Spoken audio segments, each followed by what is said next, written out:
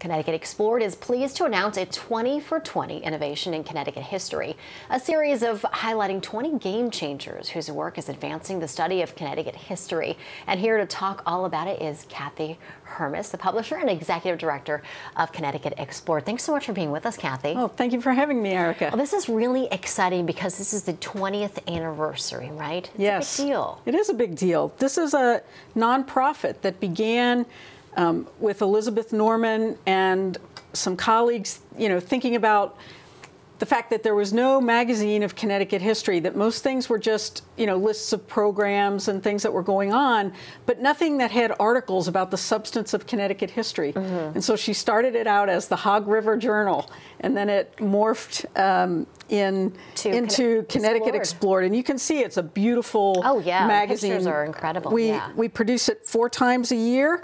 The regular subscription is $30, and we have discounts for seniors and students and educators, and it's really lovely. We have lots of pictures. And it's a really important publication for the state. It is, because it's not an academic publication. It's history for everybody. Right. Anybody who enjoys going to museums in the state or traveling around or doing anything in Connecticut will appreciate this magazine. Talk about some of the game changers that are featured there on the cover. Right. So to celebrate our anniversary, we really wanted to look forward to what's going to be the history being told in the future. And so we identified, out of 120 submissions, 20 game changers. And we have like the Black Heritage Trail that is marking significant places that African Americans were in Connecticut and actually elsewhere in the nation. It is a national trail. And for example, New London held a celebration to honor the enslaved people who were on the Speedwell in 1761, a ship that came from West Africa and brought 74 Africans to Connecticut, many of whom wound up in various towns like Bolton, Hartford, and other places. We're honoring people like Elena Rosario, a public historian who is introducing Puerto Rican history to the people of Connecticut in an in-depth way, in a way that it hasn't been done before. The Hartford History Center, available to everybody who likes to go to the Hartford Public Library.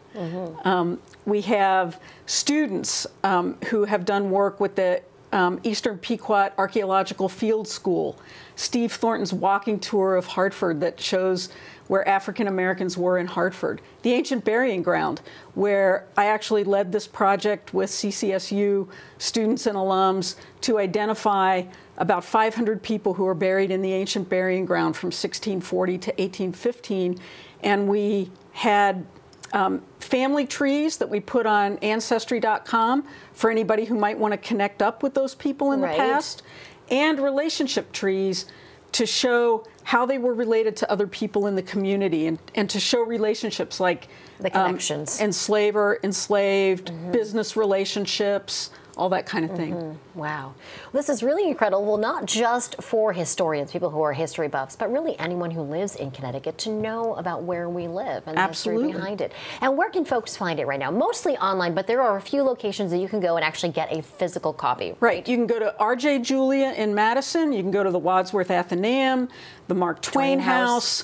Yeah, and we have about, I think, 8 locations where you can find it, the Litchfield Historical Society. So, you know what, before we go, the summer's wrapping up, but this would be great summer reading, right? It really is. So get it before the summer's over. And we have a special feature on the Game Changers, so you can learn all about each individual one.